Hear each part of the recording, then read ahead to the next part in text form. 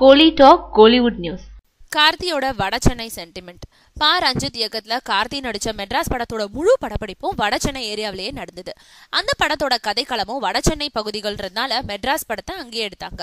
மெட்ராஸ் படம் வெற்றி பெற்ற சென்டிமெண்ட் காரணமாவோ என்னவோ கார்த்தியோட அடுத்த படத்தோட படப்பிடிப்பும் வடசென்னையில தான் நடக்குது. விஜய் சேதுபதி நடிச்ச இதற்கு தானே ஆசைப்பட்டாய் பாலகுமாரா படத்தை இயக்குன இயக்குனர் கோகுல் இயக்கத்துல காஷ்மாரோன்ற படத்துல நடிக்கிறாரு கார்த்தி. கொம்பனுக்கு பிறகு கார்த்தி நடிக்கும் இந்த படத்துல அவருக்கு ஜோடியா நயன்தாராவும் ஸ்ரீதேவியாவும் நடிக்கிறாங்க. ஒளிப்பதிவை ஓம் பிரகாஷும் இசைய சித்தார்த் விபினும் கவனிக்கிறாங்க. ட்ரீம் வாரியர் பிக்சர்ஸ் நிறுவனம் தயாரிக்கும் இந்த படத்தோட பூஜை கடந்த 1ஆம் தேதி நடந்தது. அதை தொடர்ந்து இன்னைக்கு முதல் காஷ்மாராவோட படப்பிடிப்பு வடசென்னையில உள்ள திருவொற்றியூர்ல தொடங்குது.